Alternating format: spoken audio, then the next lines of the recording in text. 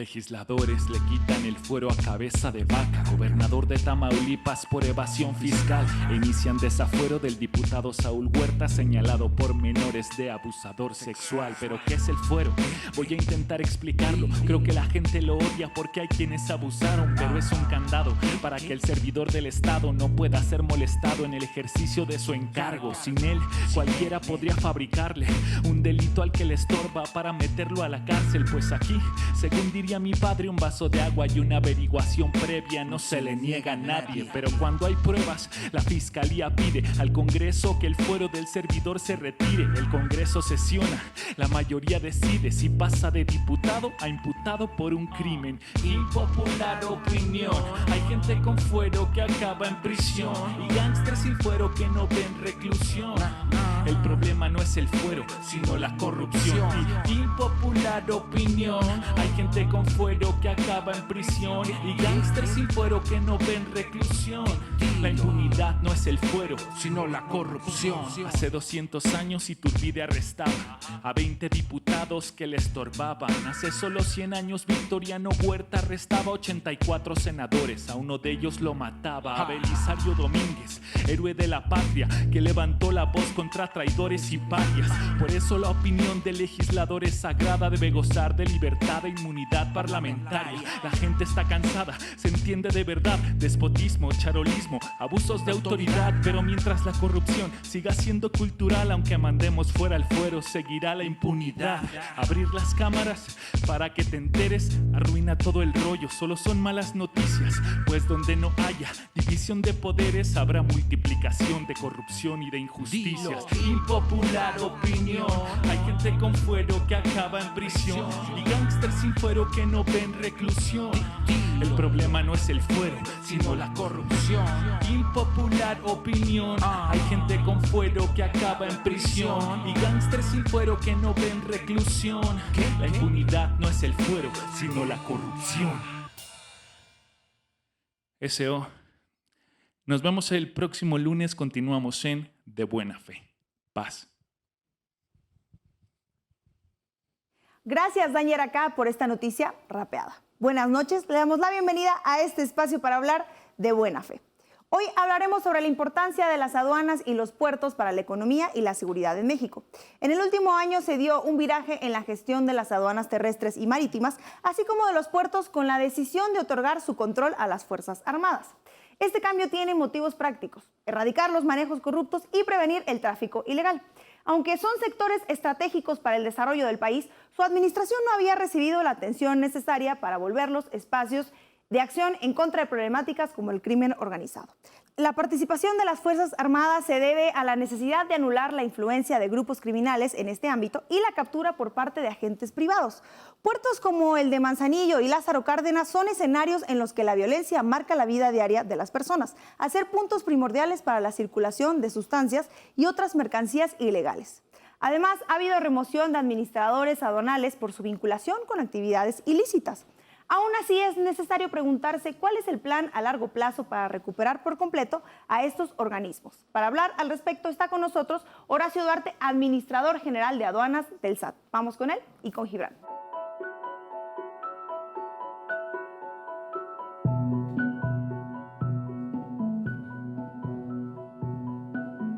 Buenas noches, amigas, amigos, enemigos y adversarios. Sean todos bienvenidos a esta conversación de buena fe. Esta noche nos acompaña Horacio Duarte, el administrador general de aduanas. Bienvenido, Horacio. Gracias, Gibran. Buenas noches a ti y a todo el auditorio. Le cuento al auditorio, que seguramente ya te conoce, Horacio, que durante mucho tiempo te destacaste como un especialista en asuntos electorales. Formalmente, las elecciones son el lugar donde en una democracia debería disputarse el poder, aunque a veces se convierte en un espacio más bien marginal. Pero aprovechando tu conocimiento del tema y la coyuntura que vivimos, no puedo dejar de preguntarte sobre el papel que está jugando ahora el Instituto Nacional Electoral. ¿Cómo ves al Instituto Nacional Electoral?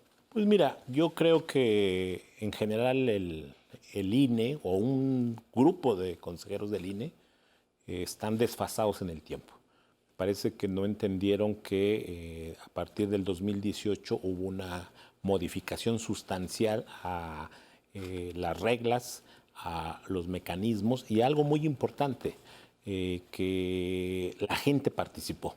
Es decir, que el llamado árbitro electoral no tiene por qué meterse a ser contendiente electoral y me parece que algunos consejeros se cegaron en su rechazo al proyecto de la Cuarta Transformación y entonces tomaron como bandera estar golpeteando públicamente con acciones jurídicas verdaderamente lamentables, con definiciones muy básicas que lo único que demuestran que el árbitro corre el riesgo de transformarse en contendiente o que este grupo de consejeros quiera, vía el Instituto Nacional Electoral, construir proyectos políticos para el 2024. Creo que eso está a la vista y me parece que perdieron el rumbo, se engolosinaron, por decirlo de alguna manera, y no entendieron que el papel de ellos era ser verdadero árbitro en la contienda.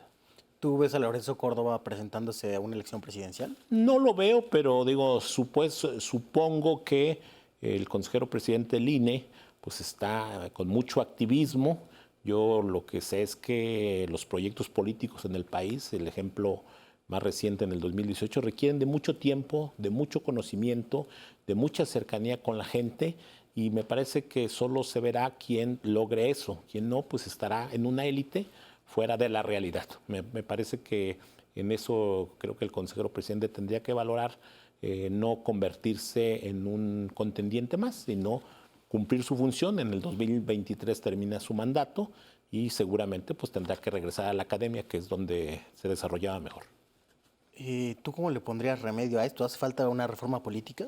Pues mira, creo que sí hace falta una reforma política, hay que repensar el modelo electoral del país, hay que repensar las reglas que tanto acotan el debate público, hay que reconocerlo también con mucha honestidad. Fuimos construyendo un sistema electoral basado en la desconfianza, hoy tenemos muchos candados que impiden el debate público, el debate abierto. Hay que hacernos cargo de lo que de los que estuvimos en ese momento construimos también en esa lógica o que abonamos a esa lógica, pero creo que vale la pena repensar una reforma que modifique sustancialmente reglas para hacer más efectiva la competencia, reglas para que verdaderamente recaiga en la gente, en los ciudadanos, el voto, el respaldo, la definición final y también para que las autoridades electorales tengan un papel mucho más discreto en términos de activismo político. Para que el árbitro no se vuelva jugador. Horacio, te conocemos desde hace mucho tiempo, de los tiempos del desafuero, como uno de los operadores clave del actual presidente Andrés Manuel López Obrador. Como un operador eficaz que estuvo al inicio del sexenio en uno de los programas prioritarios del presidente, que fue Jóvenes Construyendo el Futuro, y que ahora enfrenta una encomienda muy compleja, quizá de lo más complejo que hay en este momento en el país. Decíamos, en las elecciones formalmente se juega el poder, pero hay muchas posiciones de poder que están escondidas de los ojos del público porque los intereses que cruzan por ahí son demasiado grandes.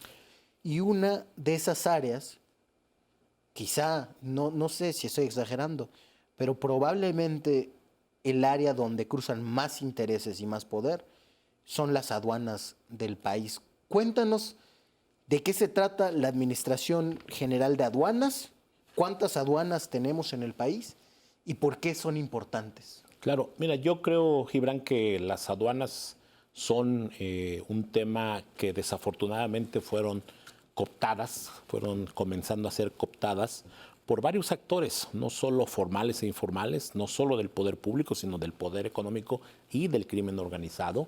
Las aduanas que son 49, tenemos 49 aduanas que, por decirlo, son como jurisdicciones, así como hay distritos en la Marta Electoral, aquí hay 49, pero a su vez tienen puntos tácticos que le conocemos. En sentido estricto, las aduanas tocamos 205 puntos tácticos, donde hay cruce de mercancías de importación o de exportación en el país. Entonces, nuestro problema no son 49, son 205, pero la gente o algunos piensan que solo son 49. Primero. Segundo, sí hay, poniendo un poco el paralelismo que decías, sí hay una disputa también por el poder en las aduanas. y el poder en las aduanas se da a través de los mecanismos de corrupción, de tráfico de influencias, de evasión fiscal y de contrabando que se tienen en las aduanas. Yo personalmente siento que este reto que me encomendó el presidente Andrés Manuel López Obrador tiene que ver con cómo logramos destrabar, cómo empezamos a desmontar toda esta red de intereses. Yo te diría que en las aduanas conviven o coexistían elementos legales e elementos ilegales. Y lo más grave siempre será cuando desde el poder, desde los funcionarios, se confabulan con el crimen organizado. Por decirlo de alguna manera, el crimen organizado ya sabemos que a eso se dedica. Esa es su función, querer evadir al Estado, burlar al Estado, poner en riesgo la seguridad del país. Pero lo grave es cuando son los funcionarios que desde dentro se asocian al crimen organizado y hacen una serie de maniobras. ¿Para qué? Al final del día es para obtener recursos económicos. Al final del día, quienes se dedican a la corrupción en las aduanas no tienen mayor interés que obtener recursos económicos, que desafortunadamente en el pasado se utilizaban además también para proyectos políticos. Entonces es una confabulación de intereses muy compleja, pero que hasta ahora los hemos ido sorteando, los hemos ido desmontando, que es lo más importante, con el respaldo absoluto del presidente Andrés Manuel López Obrador y recientemente con el respaldo y la ayuda que nos da las Fuerzas Armadas, la Secretaría de la Defensa Nacional y la Secretaría de Marina. Pero en eso somos muy optimistas de que vamos tarde que temprano a lograr darle un nuevo rostro a las aduanas del país. Ahora que mencionabas lo de las Fuerzas Armadas, el día de hoy hubo una conferencia de prensa, el día que estamos grabando, donde el presidente básicamente regañó a los distribuidores de combustibles introducidos al país mediante contrabando. Lo has dicho tú en lo que es contrabando técnico, porque pagan impuestos como si fueran aceites o biodiesel, sí. y lo pasan así sin pagar lo que tendrían que pagar. Y en esa misma conferencia el presidente habló de que había bajado el contrabando e incrementado la recaudación con la mejora de la inspección ya militar en las aduanas de Reynosa, Matamoros y Nuevo Laredo. Sin embargo, hoy mismo en medios fronterizos han dicho dirigentes empresariales que los que estuvieron a cargo de esas aduanas que mejoraron su recaudación ya no están, que ya no hay militares. Supongo que hay también un problema para implementar ese respaldo y esas indicaciones. ¿Cuáles han sido los principales problemas que has encontrado en esa relación cívico-militar? Mira, primero, mucha disposición de parte de las Fuerzas Armadas, colaboración absoluta, respeto absoluto. Creo que a veces se magnifica este tema de si se militariza o no se militariza. Nosotros, que somos un mando civil, hemos tenido muy buen trabajo, muy buena coordinación con los dos secretarios, tanto el secretario de la Defensa como el secretario de la Marina, y en los hechos eso nos permite tener una operación exitosa.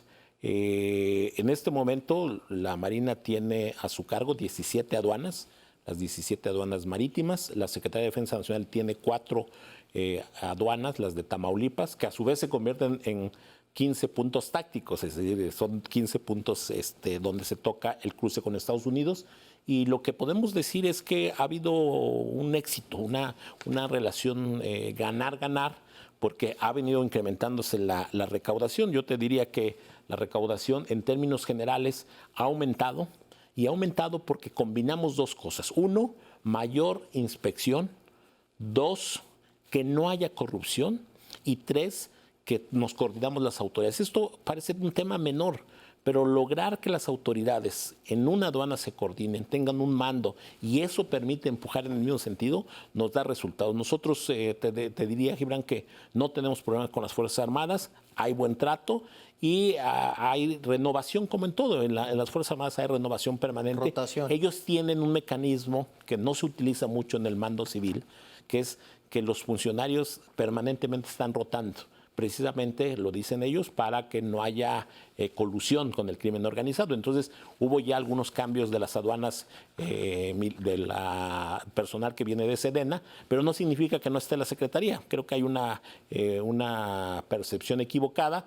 Estamos en eso. Vamos a ampliar. Hoy precisamente el presidente instruyó a que vamos a ampliar la presencia de la Secretaría de Defensa Nacional en todas las aduanas del norte del país. Pero va bien y yo tengo confianza en que tarde que temprano vamos a demostrar que con disciplina, que con combate a la corrupción se va a lograr detener estos dos contrabandos, el llamado contrabando técnico, que nosotros lo llamamos así, cuando sí pagan impuestos, pero te pagan menos impuestos. Y el llamado contrabando bronco, que es cuando de plano no te pagan nada, se meten, por decirlo de alguna manera, a la brava y introducen mercancías de cualquier tipo ilegalmente al país. Bueno, entonces que no se preocupen los empresarios que no se preocupen. Canaco, que luego van a tener otro militar ahí que están en rotación. No, a ver, además no es un asunto de no solo una persona.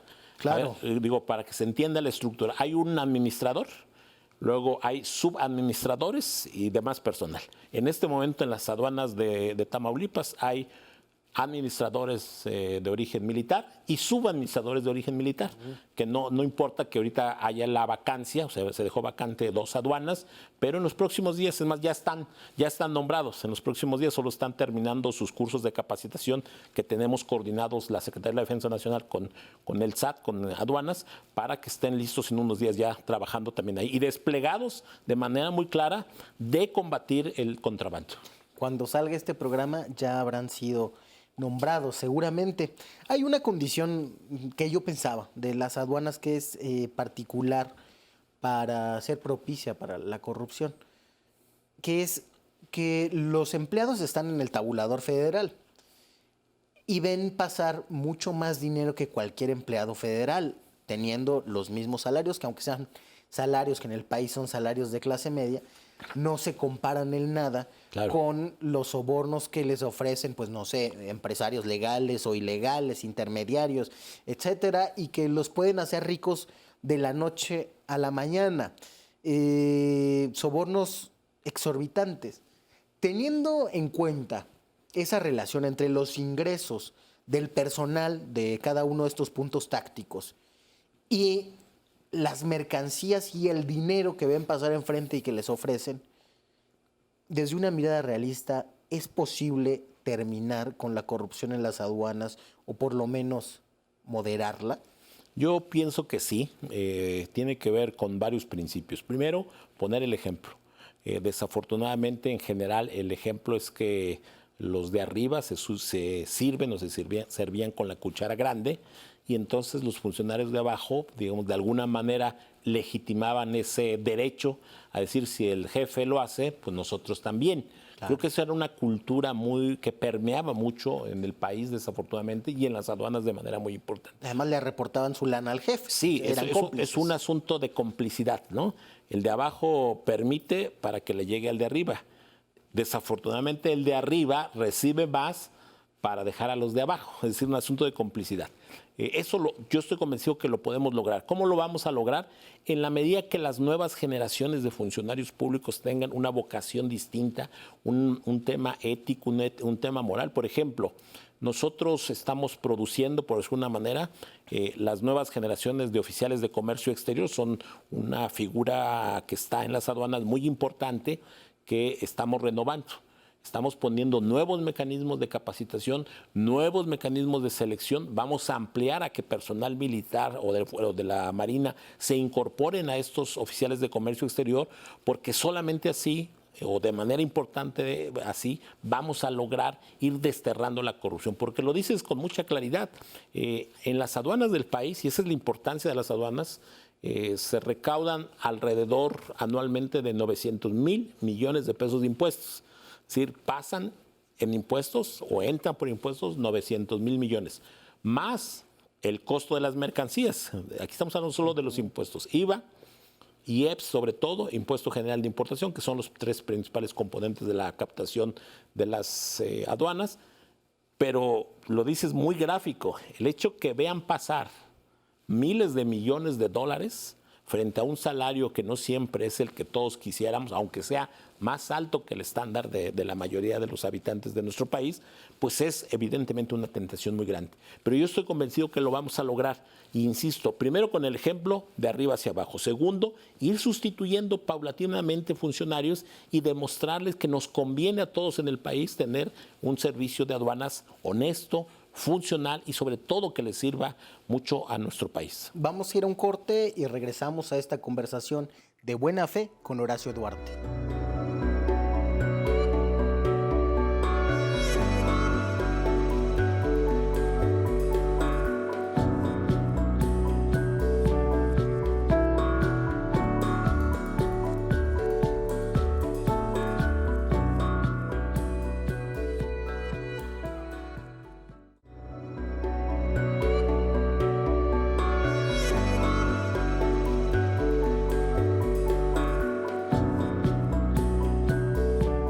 Qué bueno que usted sigue con nosotros en esta conversación de buena fe sobre las aduanas, su importancia para el país y el combate a la corrupción que está encabezando Horacio Duarte. Horacio, hablábamos de la corrupción, digamos, vista desde el gobierno, pero no es el único agente que propicia la corrupción. Por otra parte están empresarios legales e ilegales, crimen organizado muy potente, hay transnacionales, hay agentes aduanales también. Es decir, es un entramado en el cual el gobierno es apenas una de las partes. ¿Cómo hacer para que los otros elementos, digamos, los empresarios del sector legal, ¿no?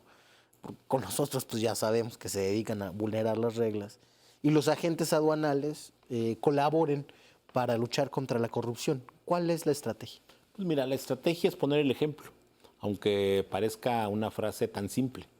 En la medida que los que estamos en el sector público de funcionarios pongamos el ejemplo de que no se permite la corrupción, de que a los empresarios legales que cumplen sus impuestos, que pagan sus impuestos, que hacen bien las cosas, no les cobremos ningún trámite fuera de la ley, ya pones el ejemplo. Por ejemplo, ¿Y a los agentes aduanales? Lo mismo. A ver, los agentes aduanales cumplen una función, digamos, espejo con el SAT. Una función porque son los que hacen los trámites para introducir las mercancías al país. Si nosotros, por ejemplo, no les cobramos lo que no permite la ley, ese es un gran avance. Yo te diría, por ejemplo, cada vez que faltaba un agente aduanal, hay una renovación de las patentes.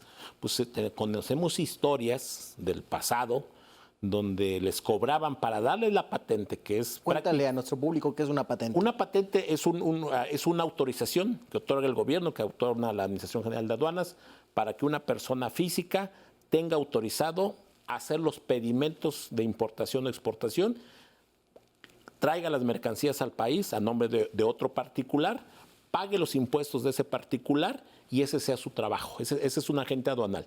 Yo te diría, por ejemplo, tenemos historias documentadas de que en el pasado y en el pasado reciente, para dar una patente que es prácticamente gratuita, se paga un derecho como muchas licencias, pues se les cobraban de 10 millones de pesos para arriba, es decir, para darles esa patente. Es decir, hay un acto de corrupción. Pero si ahora que damos patentes, que las seguimos dando y se van renovando, no les cobramos eso, ya es un ejemplo de que se puede combatir la corrupción. Ya no habrá motivo para que ellos pues se quieran recuperar lo que dan a los funcionarios públicos.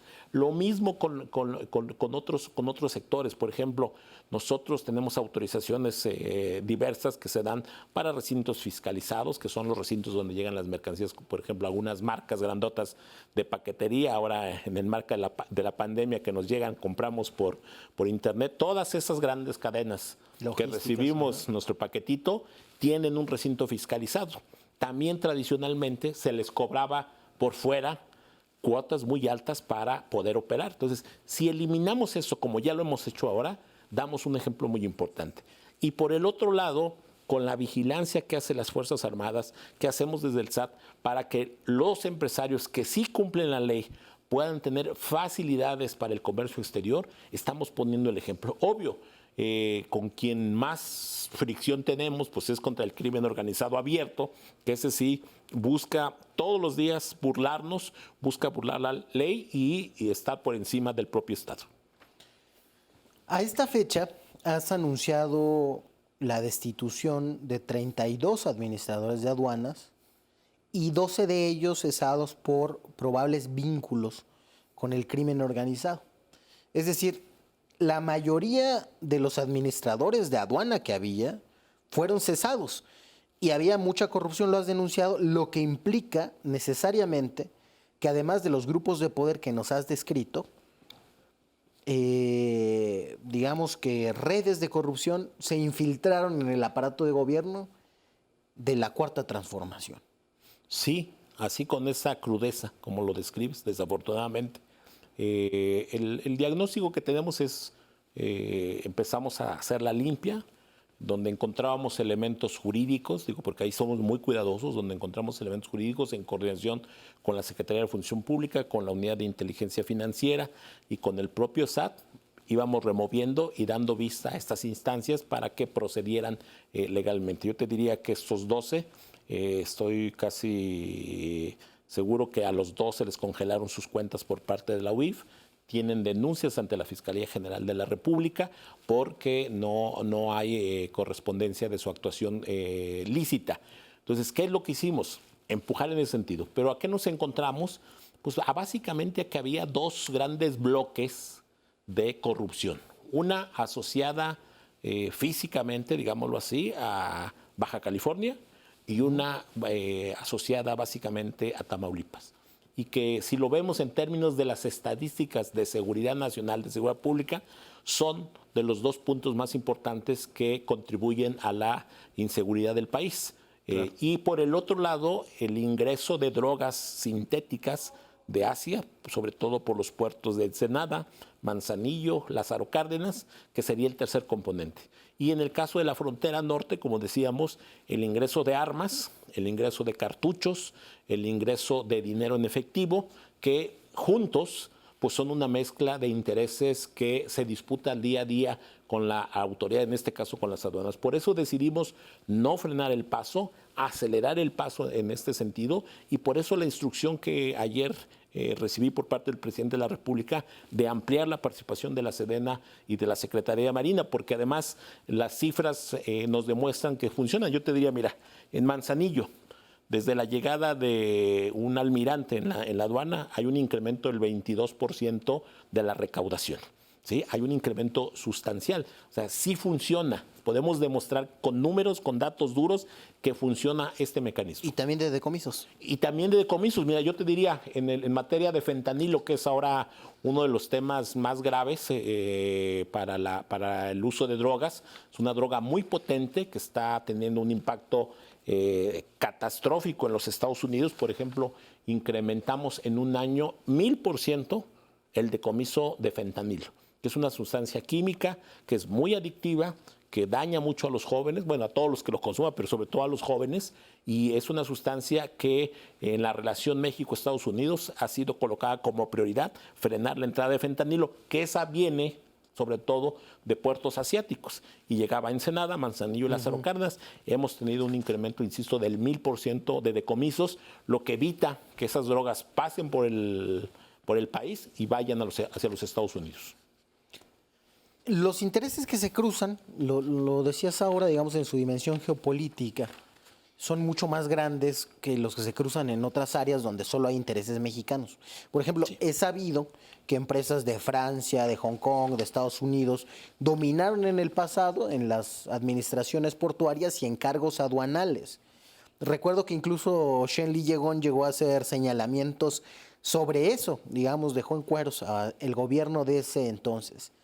Eso dejó al gobierno mexicano sin ojos para saber qué es lo que sucedía y sin manos para intervenir. Es decir, hubo una privatización de facto de las aduanas y transformó al crimen organizado de México, que pudo dar salida ilegalmente a muchos productos. Es decir, se vinculó con el mundo, se globalizó todavía más el crimen organizado mexicano. El mejor ejemplo creo que es el del hierro que salía por el puerto de Lázaro Cárdenas, de la familia michoacana y los caballeros templarios. Ese daño ya está hecho, pero eso pone de relieve la importancia de las aduanas, sobre todo las portuarias, como un asunto que ya decías tú, es de seguridad nacional. Lo que pasa en las aduanas puede romper el tejido del país, como sucedió en Michoacán a partir de eso, quizá desde el sexenio de Fox. ¿Cuál es el plan o cómo piensas relacionarte con esas grandes empresas del extranjero? ¿Cómo tiene que portarse la Administración General de Aduanas con esos poderes fácticos transnacionales? Pues mira, lo hemos venido haciendo de una manera, primero, bilateral con los diversos países. Hemos reactivado los mecanismos de coordinación institucional, sobre todo, por ejemplo, con Estados Unidos, que es muy importante. Estados Unidos tiene una base de acceso a información privilegiada, el gobierno de Estados Unidos, a través de sus agencias, con la cual compartimos información que nos permita, por ejemplo, tener alertamientos y buques que vienen de Asia, que vayan a llegar a puertos mexicanos. Varios de los golpes que hemos logrado tienen que ver con esa materia en coordinación. Nosotros sí hemos desplegado una mayor coordinación, mecanismos institucionales. Hemos hecho también reuniones con las agencias, por ejemplo, de Marina Mercante, todo lo que tiene que ver con buques, para decirles hay nuevas reglas, hay nuevos actores y hay nuevas formas de cuidarnos mutuamente, porque al final del día, para una empresa cualquiera, también es un tema de costo-beneficio, de precios. Si les hacemos ver que evitando la corrupción, saliéndose de temas ilegales, les va mejor, aumentan su productividad, para sus clientes son más efectivos, pues de esa manera lo logramos. Yo recuerdo que hace unos días, hace semanas, habíamos decomisado un buque grande en Ensenada. Y nos reclamaba la Asociación Naviera Mexicana de, oye, pero es que el puerto va a comenzar a tener desprestigio porque lo tienen detenido. Entonces decíamos, busquemos un mecanismo para que ustedes, que son los transportistas del mar, pues nos ayuden a no traer mercancías ilícitas. Busquemos un mecanismo legal, busquemos un mecanismo tecnológico. No me digan que ustedes no saben lo que están transportando, porque entonces es cuando se incentiva de una u otra manera estos elementos. Entonces estamos buscando esas coordinaciones permanentemente con estos países, con Estados Unidos, con China, con la Unión Europea en su conjunto. Estamos por entrar a participar en un programa de revisión de contenedores marítimos con la ONU. Es un programa muy importante en la cual vamos a lograr, así como el crimen organizado se globaliza, nosotros desde las aduanas vamos a globalizarnos en términos de compartir información que nos permita estar un paso adelante respecto a lo que está haciendo el crimen organizado, por ejemplo, en el tema de contenedores, que es el tema fundamental para los puertos del país. Entonces, estamos haciendo todas esas acciones, lo hacemos al interior, lo hacemos hacia afuera, lo hacemos al interior del gobierno, al interior de las aduanas, y pensamos que es la ruta correcta para dar resultados en el mediano plazo. ¿Dónde se hace la política multilateral de aduanas? ¿En la Organización Mundial de Comercio? No, hay una similar, hay la Organización Mundial de las Aduanas, es un organismo multilateral en la cual participamos permanentemente. Yo ahora, afortunadamente, no tenemos que viajar, sino por la vía remota, estamos en sesiones permanentes. Hay otro mecanismo latino de América. Tenemos dos mecanismos muy importantes, la Organización Mundial de las Aduanas, la OMA que le llamamos, y luego su capítulo de América, donde compartimos información, establecemos protocolos, hacemos intercambio de información y sobre todo de experiencias que nos permitan avanzar en el mismo sentido. Es más, ahí en la OMA se estandariza, por ejemplo, un ejemplo práctico, todo cuando pasan a rayos X, maletas, camiones, contenedores, teníamos hasta ahora un problema. Cada empresa tenía su formato de imagen. ¿Sí? Cada empresa te decía, yo te vendo el servicio y te doy la imagen en X formato tecnológico. Y romper los software, la venta de licencias, pues complicaba mucho la operación. En la OMA se definió empujar en los próximos 2 años un solo formato estandarizado para todo el mundo, para que entonces las aduanas de todo el mundo puedan compartir información de las imágenes de rayos X y entonces podamos comparar en tiempo real qué es lo que estamos viendo en los contenedores, qué estamos viendo en los tractocamiones, en los ferrocarriles. Ese es un ejemplo de cómo ese organismo multilateral empuja en un sentido y creo que ha sido eficiente hasta ahora. ¿Implica ahí meterse con temas de propiedad intelectual para suspender la licencia? Todo, propiedad intelectual, bueno, intereses por los contratos. Yo te diría que los contratos en materia tecnológica en las aduanas son o fueron los contratos más jugosos que se han dado en la administración pública. Nomás para darte un ejemplo, y termino con eso, uno de los contratos más grandes que tuvo el gobierno de México en los últimos años rondó alrededor de 15,000 millones de pesos para una empresa con el tema tecnológico en materia de lo que llamamos tecnología no intrusiva. Junto con energía, acá están los contratos más jugosos y por eso también la corrupción. Seguiremos hablando de este tema en el siguiente bloque. Usted continúe con nosotros y con Horacio Duarte aquí de Buena Fe.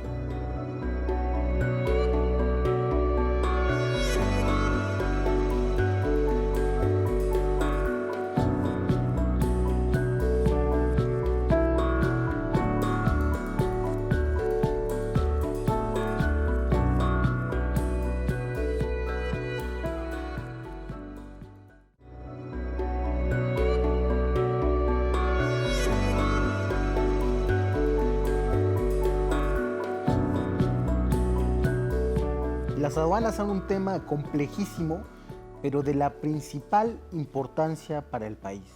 Tanto o más que las elecciones que estamos discutiendo.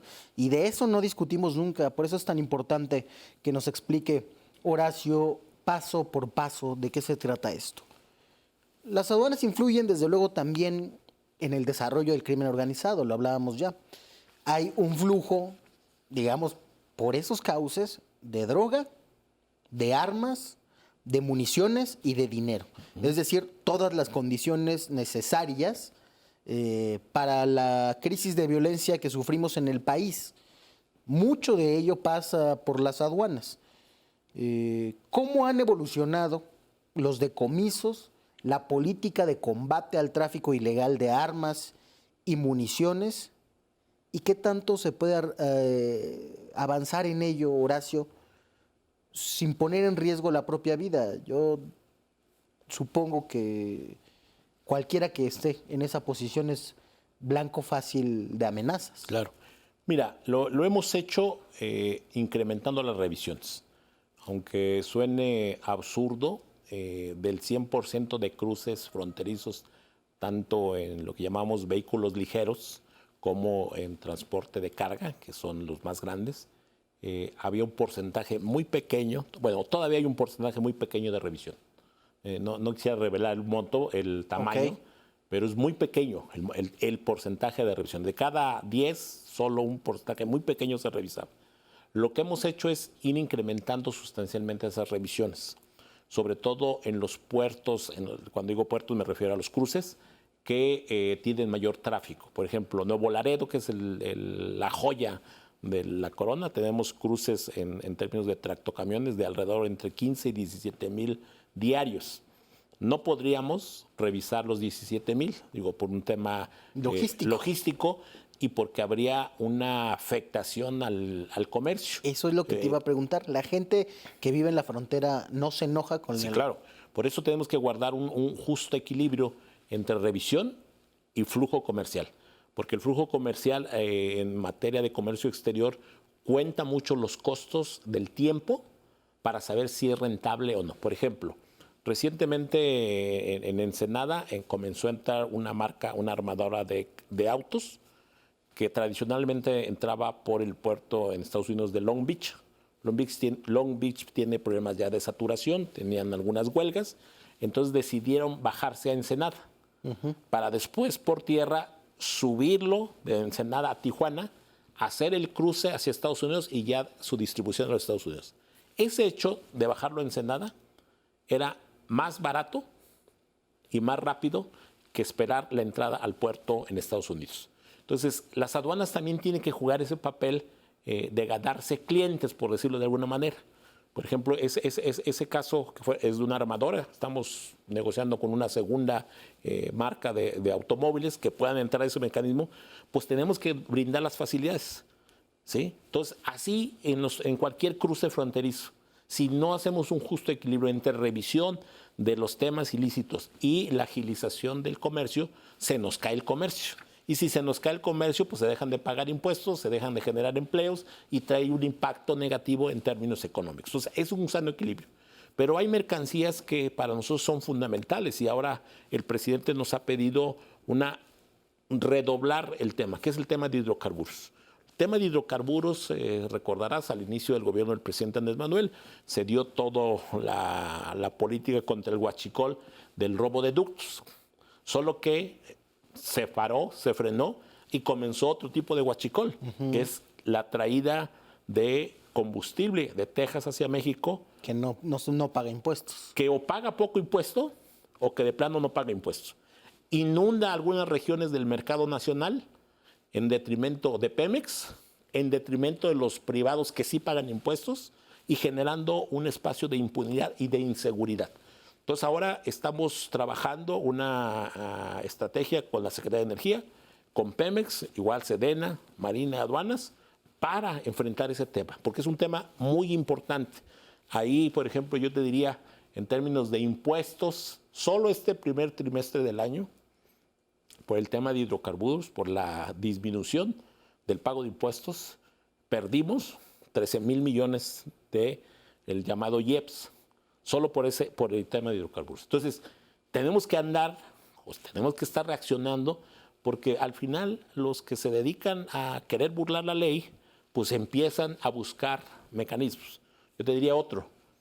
Por Reynosa nos estaban pasando muchos carrotanques, pipas, como se conoce popularmente, de combustible ilegal.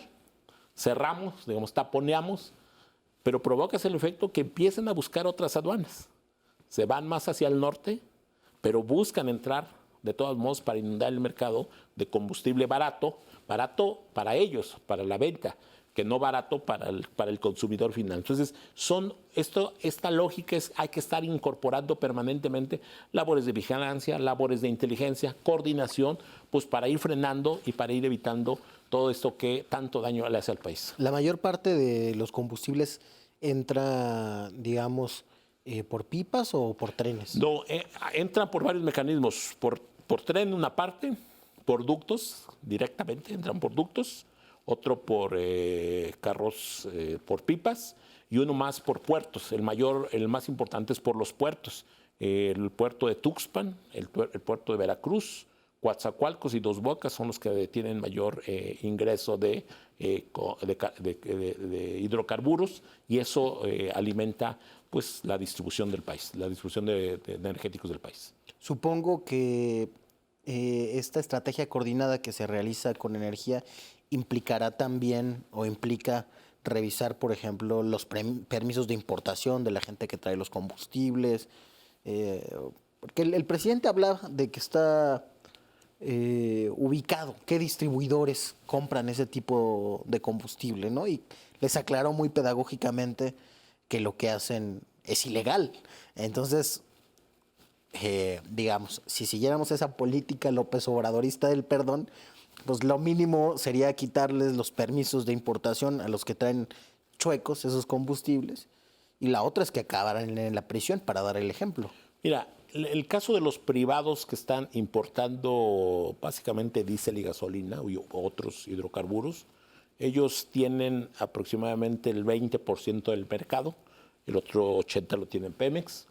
De ese 20% no hay más de 60, 70 importadores que sí cumplen la ley, que están pagando impuestos, que cubren ese mercado de manera formal, de manera importante.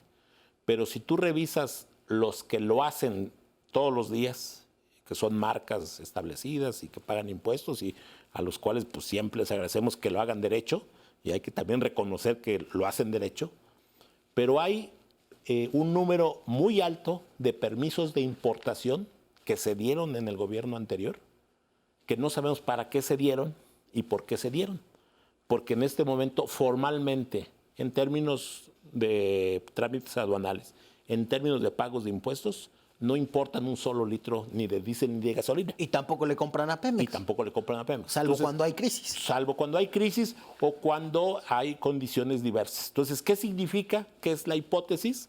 Que todos esos importadores que le llamamos el padrón de importadores, que no están usando sus permisos porque no pagan impuestos, porque no tenemos ningún registro de que lo están utilizando, pues pueden ser, no me atrevería a afirmarlo, pero pueden ser las empresas que están haciendo el contrabando bronco de hidrocarburos. Porque el que está pagando impuestos, pues digo, no compite con él mismo, ¿no? Sería ilógico. Hay grandes marcas que están ahora en el mercado, que las vemos en las gasolineras, que están trayendo su producto, juegan con el mercado, compiten en el mercado final con algunos centavos, algún peso en la venta al público consumidor, pero esos no se hacen, no tienen su parte que estén autocompitiendo para castigar el precio. Son otros. Por eso es muy importante lo que está haciendo la Secretaría de Energía de revisar el llamado padrón de importadores, los permisos de importación. ¿Para qué? Para ver si no solo tenemos, o solo como algunos pensamos, una burbuja de permisos que sirven de fachada para hacer otras actividades. Sí, que es muy probable que eso suceda. Digo, es un mercado complicado porque por una parte están estos que hacen trampa y castigan el precio, y por la otra hay unos que se ponen de acuerdo para fijar el precio alto. Entonces ahí además creo que ha habido omisiones históricas de otras áreas como competencia económica, pero bueno, no nos desviemos del tema. Estimado Horacio, hay algunas cosas que dijiste que me dejaron pensando. La primera es, si estos administradores corruptos estuvieron los primeros años de este gobierno, porque creo que se implica de que era la mayoría, que había un permiso tácito o expreso de algunos de los funcionarios que te precedieron. ¿Hay alguna denuncia a ese nivel? Pues tenemos las denuncias en la Fiscalía. Sabemos que la Unidad de Inteligencia Financiera tiene abiertas investigaciones contra varios funcionarios que estuvieron en las aduanas y que corresponde a esas instancias, tanto la Unidad de Inteligencia Financiera como la Fiscalía General de la República, definir si se cometió o no algún ilícito. ¿Cuál es el mayor nivel al que hay una denuncia? De administradores de aduanas, hasta donde yo conozco. Digo, no conozco totalmente que esté investigando la Unidad de Inteligencia Financiera. No tenemos formalmente información porque son otras áreas, pero sabemos que hay una investigación. Y lo más importante, que sí se detectó un modus operandi de dos grandes grupos que estaban asociados dentro de las aduanas con funcionarios de la Administración General de Aduanas y con el crimen organizado del día a día, que es en Baja California y en Tamaulipas. Está muy claramente definido, muy explorado, muy estudiado, como lo hemos revisado, y eso, desde mi punto de vista, obligó, porque así lo hicimos, los removimos y esperamos que en el corto y mediano plazo las autoridades actúen para tener sanciones y no quede simplemente en un tema anecdótico. Horacio, muchas gracias por esta conversación de buena fe. Bueno, usted y yo nos vamos a ver hasta el próximo lunes, pero entre tanto quédese aquí con Estefanía Veloz y La Mala Fe.